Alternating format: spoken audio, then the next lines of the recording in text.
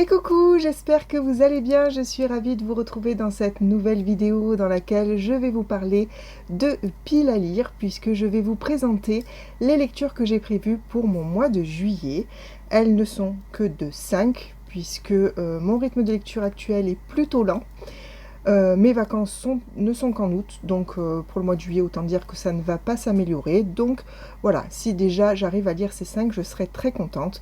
Et puis si j'ai du temps, ben, je grefferai autre chose selon mes envies, on verra. En tout cas, pour ce mois de juillet, j'ai prévu principalement des tomes de saga, puisque, peut-être le savez-vous, je fais le challenge de Dorian, Monsieur Cabric, sur Instagram et YouTube, qui n'est autre qu'un challenge dont le but est de dégommer ces sagas. Ce qui est très intéressant, en tout cas pour moi, puisque dans ma palle, j'en ai vraiment beaucoup. Ce challenge se déroule du 1er juin au 31 août. Sur le mois de juin, je n'ai pas pu vraiment y participer puisque vous le savez peut-être, j'avais mon challenge d'ailleurs qui est encore en cours, qui se termine très bientôt, là au moment que je vous filme. Le challenge Je pense à moi pour 2026 et donc j'avais déjà des romans prévus dans ce challenge qui ne rentraient pas forcément dans celui de Dorian. Je reviendrai vous en parler très bientôt, puisque je vous ferai une vidéo un petit peu récap, enfin bilan pour ce challenge. Quoi qu'il en soit, comme je vous disais, pour ce mois de juillet, il y a principalement des tomes de saga, mais pas que, puisqu'il y a aussi pas mal de lectures communes, dont une qui n'est autre que celle organisée par notre club de lecture. Pour rappel, avec Pauline de la chaîne littéraire, nous avons créé un club de lecture qui s'appelle Le Pavillon des mots. Si vous êtes intéressé, n'hésitez pas à aller voir en barre d'infos.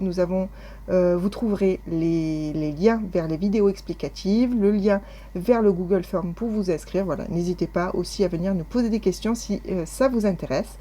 Quoi qu'il en soit, pour ce mois de juillet, on avait décidé en fait de ne pas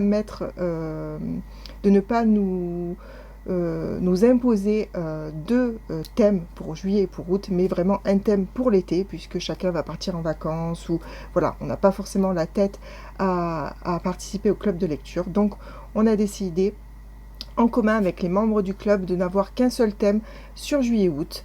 Ce thème, c'est le chiffre 7 et tous ses dérivés, le 7e, etc. Et également, 7, ça peut être un tome de saga dans une saga qui compte au minima 7 tomes, voire plus.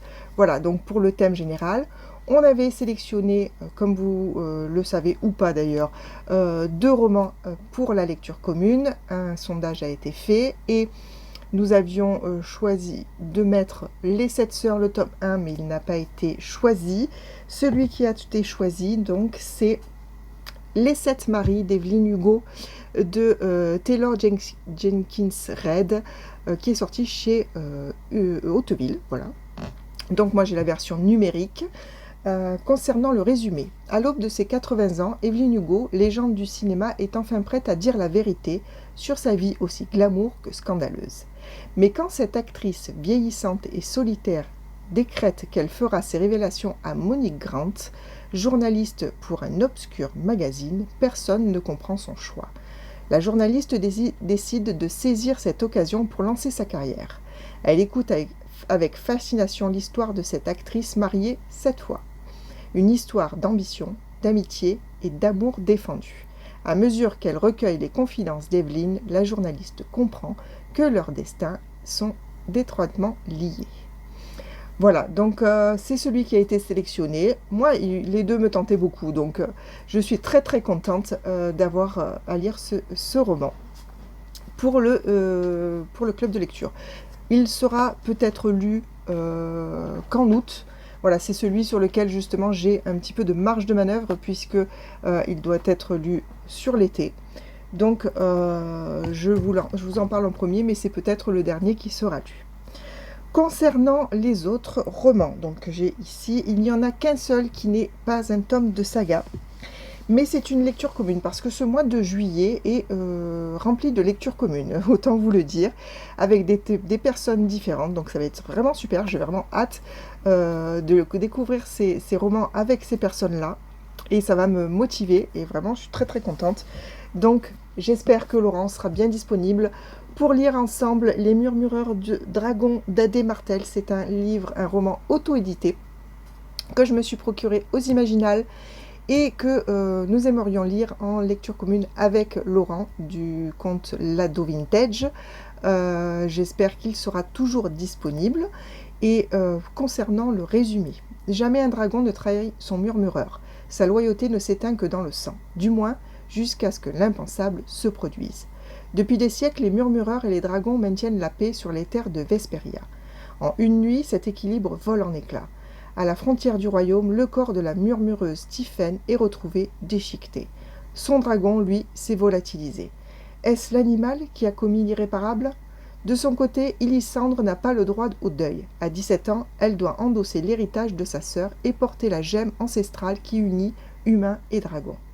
Propulsée au sein de la prestigieuse Académie des Murmureurs, elle doit apprendre à dompter un pouvoir qu'elle n'a pas choisi. Hier, elle n'était qu'une rêveuse aux mains tachées d'encre. Aujourd'hui, elle est une cible. Car au cœur de l'Académie, la colère gronde. Pourquoi cet héritage revient-il à une ignorante plutôt qu'à un guerrier aguerri et méritant ? Entre les entraînements rudes et l'hostilité des escadrons, Élysandre joue sa vie à chaque instant. Mais elle n'est pas là pour la gloire, elle est là pour la vérité, pour venger sa sœur. La jeune fille timide doit disparaître. Pour survivre, elle doit devenir une arme. Car à Vesperia, la vérité a un prix, et ce prix a un goût de cendre et de sang. Le résumé est plutôt long, j'ai un peu bafouillé, désolé. Voilà, donc ça c'est une lecture prévue, c'est un beau bébé. Je ne sais pas combien il y a de pages, je vais vous le dire, mais il y en a pas mal. 513 pages, il est très très beau, vraiment très beau. Il y a même des illustrations à l'intérieur, voilà. Vraiment c'est un objet livre magnifique. Moi je l'ai eu dédicacé comme je l'ai pris aux Imaginales. Voilà, franchement, le papier est très sympa. Vous voyez, voilà. Franchement, c'est vraiment très très beau. Voilà, un bel objet livre. Et j'espère que l'histoire sera aussi bien que l'objet. Ensuite, encore une lecture commune. Comme je vous disais, j'en ai encore deux ici de lecture commune. La première, c'est dans le cadre du challenge d'Orient.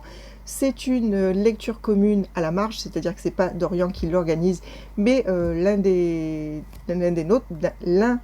l'une plutôt des participantes au challenge qui a proposé cette lecture commune. Donc je me suis inscrite parce que j'ai très envie de découvrir cette saga depuis longtemps.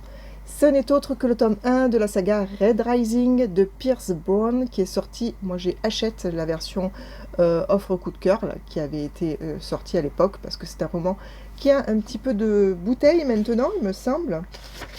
De quand date-t-il? Parce que je crois qu'il y a 5 tomes. 2014. Voilà, c'est un roman qui est un petit peu ancien.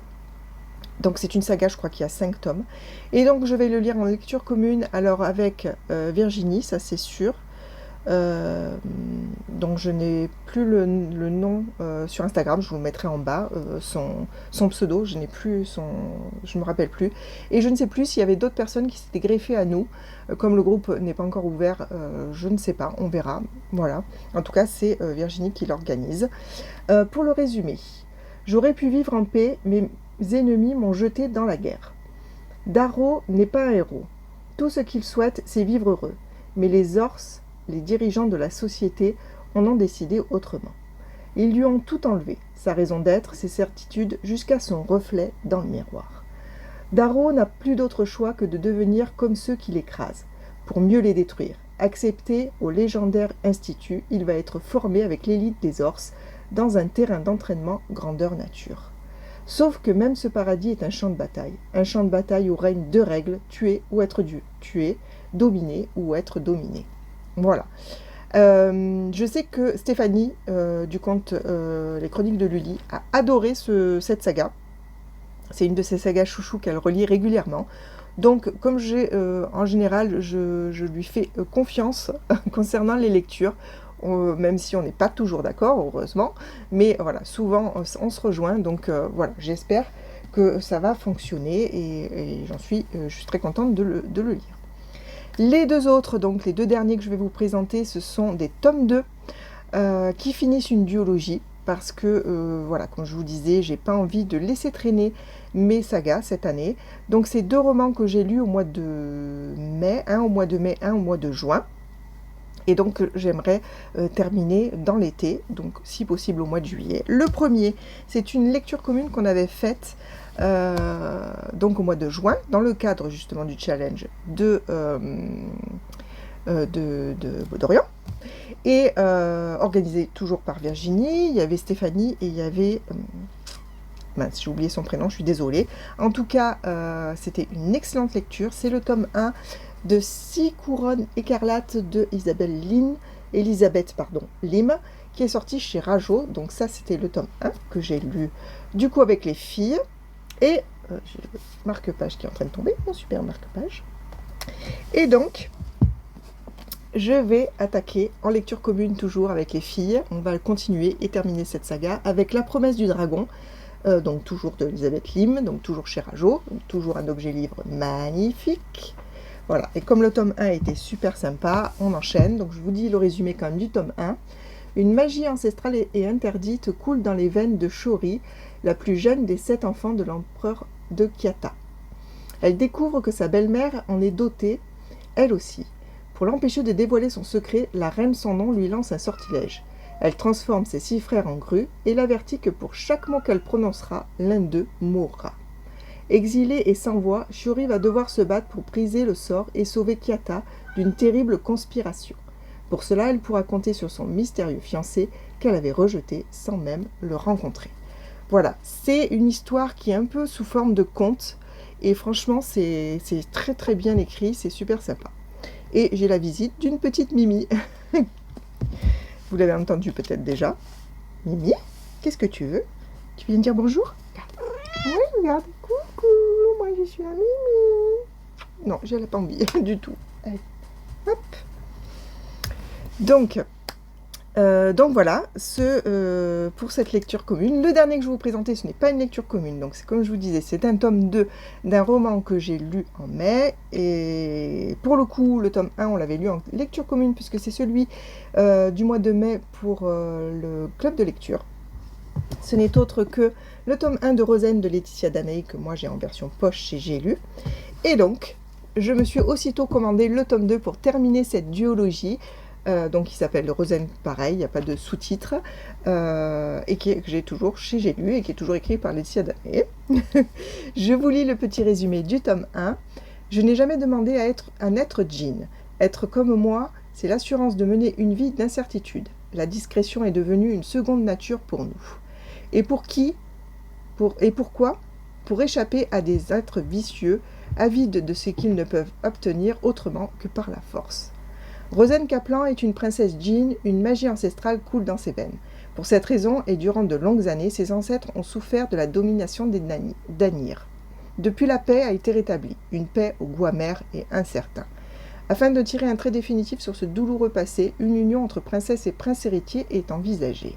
Mais peut-on se fier à un peuple qui a maintenu le vôtre en esclavage pendant des siècles? Rosen devra choisir entre la résignation, la fuite ou la rébellion. Voilà. Donc ce tome 2, dans le bon sens, c'est mieux. J'espère pouvoir le lire au mois de juillet pour terminer cette saga. Et ça serait cool parce que comme ça, j'aurais terminé 2 sagas. Et voilà, c'est top. Voilà, c'en est tout pour cette vidéo et ces romans. N'hésitez pas à venir me dire, comme d'habitude, si vous les avez lus, s'ils vous intéressent, si vous avez envie de nous rejoindre dans une lecture commune avec ces romans. Voilà, surtout, n'hésitez pas à venir en discuter avec moi, mettre un petit pouce en l'air et à vous abonner si ce n'est pas déjà fait. Voilà, j'espère que vous allez faire de très bonnes lectures. En tout cas, je vous le souhaite pour la semaine à venir. Je vous souhaite aussi de passer une excellente semaine. Je vous fais plein de gros bisous. Prenez bien soin de vous, faites attention à la chaleur. Et on se retrouve la semaine prochaine. Allez, à plus!